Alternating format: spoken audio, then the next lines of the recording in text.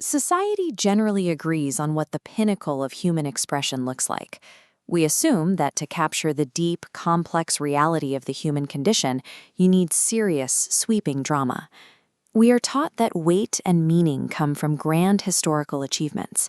We look at the towering figures of the past and assume that navigating life requires a somber, heavy reverence.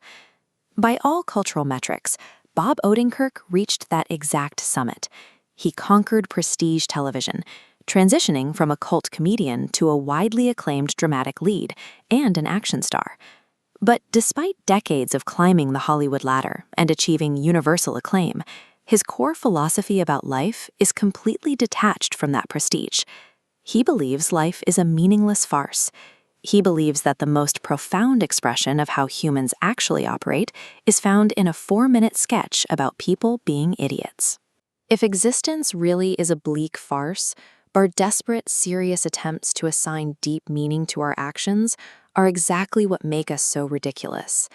When someone survives a brush with death, people expect a specific kind of story. They want to hear about a warm white light or an old film reel of memories flashing before their eyes. 4 years ago, Odenkirk suffered a massive widowmaker heart attack on the set of Better Call Saul. There was no cinematic montage or spiritual awakening. His experience was a complete, frightening blankness that erased a full week of his memory. Before that blankness, he operated in a psychological state, the raptor. This default mode is exhausting, constantly on guard, endlessly hunting achievements. When he woke up, that instinct was gone. He found himself in the floater state, observing everyday details around him with effortless presence. Truly living in the moment requires dropping the burden of constant forward momentum. The societal pressure to relentlessly achieve actively prevents us from seeing the world right in front of us. Our desire for purpose often gets tangled up in how we present ourselves to the world. Currently, there is a massive cultural appetite for performers, especially in podcasts and what is sometimes called manosphere comedy, who claim to deliver raw, unfiltered truth. Odenkirk argues the stage itself is the problem.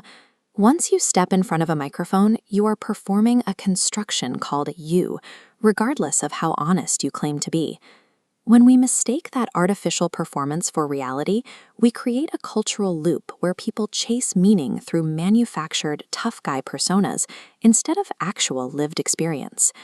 Odenkirk reached the highest tiers of the entertainment industry, but he admits his career is not what gave him his deepest sense of value. The time he felt most valued had nothing to do with his career. It was the unglamorous decade and a half spent raising his kids. We often dismiss biological realities as mundane chores while we chase public validation. Yet caring for another human being provides a clear, unshakable sense of duty that no award or public platform can replicate. During his early days creating sketch comedy, Odenkirk co-wrote a piece that perfectly captures his worldview. It was called Talk Show at Sea. This image of Jerry Springer represents the energy of that sketch.